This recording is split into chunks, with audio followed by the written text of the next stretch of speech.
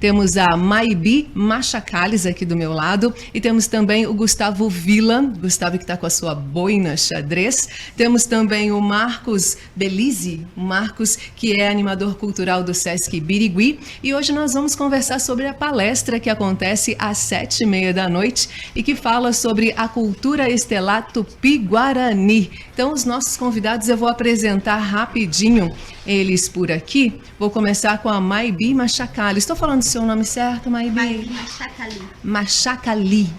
Ela que trabalha como artista e sonha em ser pilota de avião, astrofísica e engenheira aeroespacial. Iria fácil para o espaço então, Maybi? Iria sim. Ai, meu Deus, vamos falar mais sobre isso daqui a pouco. E o Gustavo Villa, que é formado em História pela PUC Minas, estudou a história da astronomia pré-colombiana em 14 países da América, visitando sítios arqueológicos e entrevistando remanescentes dos povos originários. Bom dia para vocês, um prazer estar conversando com vocês.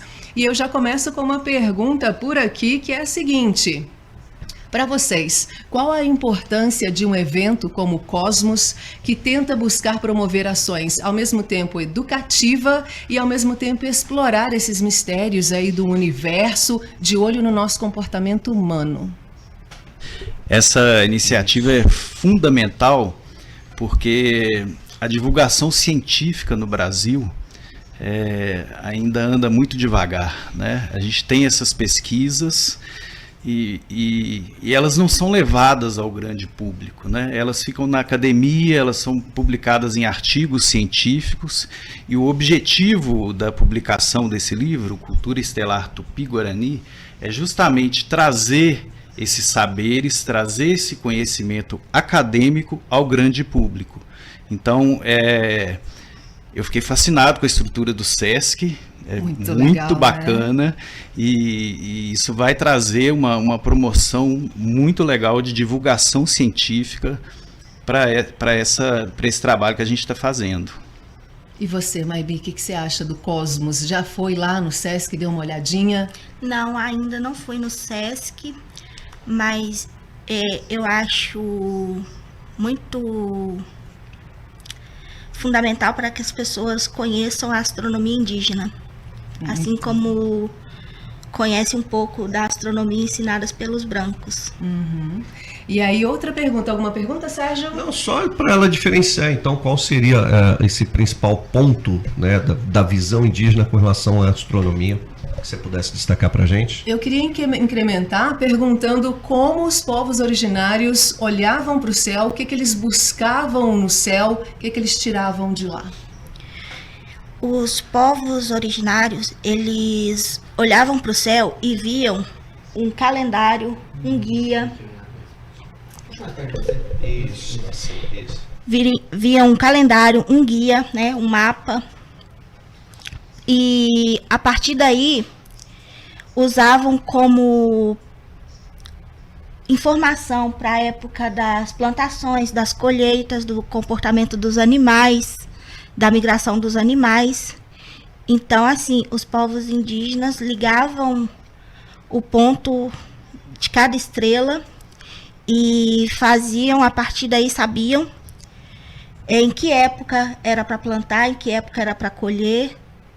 A época da plantação é na fase da lua minguante e a época da colheita na fase da lua cheia.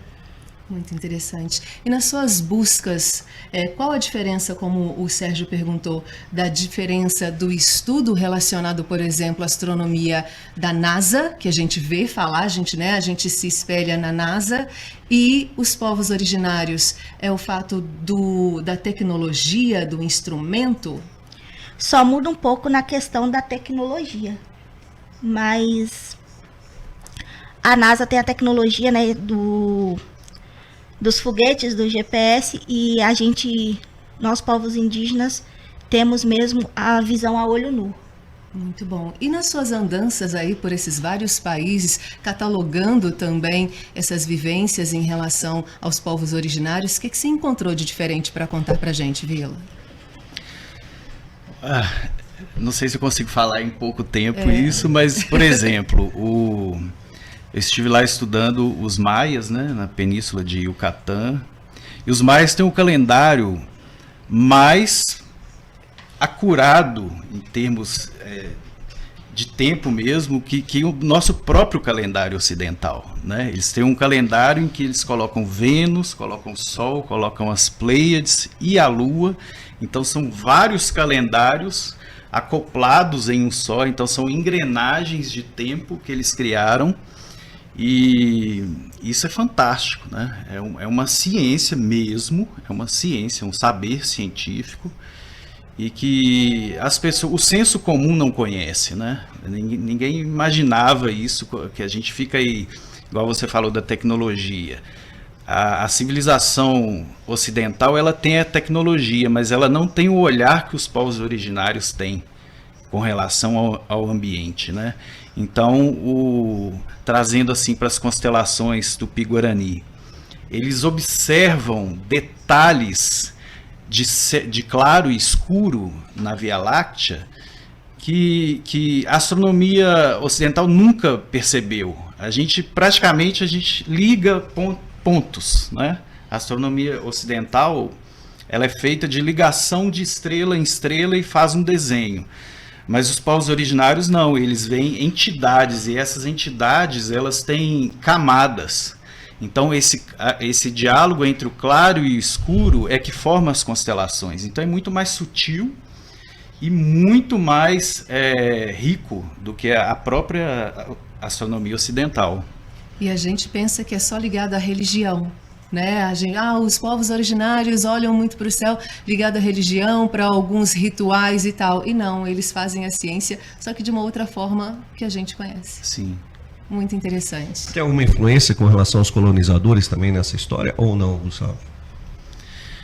Sim, alguma influência tem. Por exemplo, entre os Guarani da região da Bolívia, a constelação do Cruzeiro do Sul acabou se transformando na Virgem Maria, por influência dos missionários, né? Tá. Então, assim, a gente tem essas influências. Muito interessante. Eu queria que vocês falassem minimamente, sem dar spoiler, por favor, porque a palestra é às 7h30 da noite, mas o que a gente pode esperar da palestra de hoje nesse contato com essa cultura tão diferente? Então, a gente vai trazer essa cultura estelar, que é muito rica, e a gente vai tentar falar em 50 minutos um assunto que eu venho pesquisando há 20 anos. Meu Deus. E um assunto que a Maybi tem como vivência, né, na aldeia. Então a gente vai tentar trazer esses dois lados, de uma pesquisa que é científica e de vivências de uma pessoa que é dos povos originários, né? A gente vai tentar fazer esse link entre essas duas visões e trazendo informações, como a gente vai mostrar as constelações, né? E falar do que elas representam para essa cultura. E todo mundo está convidado, hein? 7h30 da noite, é aberto ao público, aí eu já chamo o Marcos para entrar na conversa, é aberto ao público e é gratuito. E mais o que além das palestras, o Cosmos está oferecendo para Birigui e toda a região? Sim, exatamente, é gratuito, apenas retirada de ingresso com 1 hora de antecedência da atividade. E o Cosmos oferece, além das palestras, também oficinas, atividades relacionadas às artes visuais. A Maybi aqui não comentou, mas ela também vai fazer um mural ali com um desenho da pintura astronômica, com as constelações Tupi-Guarani. Então vai ser um mural bem grande no Sesc Birigui, que ela vai estar realizando essa semana. Então quem quiser aparecer por lá vai ver esse projeto, essa construção dela, da Maybi. E também, além disso, a gente vai ter uma oficina que a Maybi vai dar no fim de semana, no sábado e no domingo, sobre desenho e pintura astronômica indígena. Também tem essas atividades, além de diversas outras atividades, como construção de luneta caseira com cano de PVC. A gente tem também amanhã uma outra palestra com o professor Dedimar e o professor Rodolfo Lang da Unesp, sobre possibilidades de vida fora da Terra.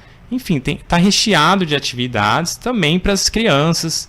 Também no domingo a gente tem teatro, um teatro gratuito, que é o Lua Vermelha. sobre alguns jovens que acabam se perdendo em Marte, que é bem legal. Tudo isso é gratuito. O Cosmos está bem bonito ali, a área de convivência do Sesc Birigui. Me fala daquela área que a gente aperta um botão, aí vê o sistema solar e aí clica num planeta específico e aí vem todas as informações. E tem também umas telas que tem imagem diretamente da estação espacial. Exatamente. A gente está com um painel interativo. Isso. Que a gente consegue visualizar alguns planetas. Então você clica e aparece as informações daquele planeta. E ao lado a gente tem uma tela com informações e imagens ao vivo da Estação Internacional Espacial. Então você consegue visualizar aquilo enquanto clica e vê maiores informações sobre a Terra, sobre Marte, Netuno, enfim. Além do planetário. Além do próprio planetário. Isso está disponível em qualquer horário para o pessoal ir lá acompanhar. As atividades gerais, todas as atividades, elas têm horário, né, determinados. O planetário, a partir das 6 horas para o público, com retirada de senha, a gente pede para chegar com antecedência, né, para conseguir fazer essa retirada de senha, e a gente tem até domingo essas atividades acontecendo.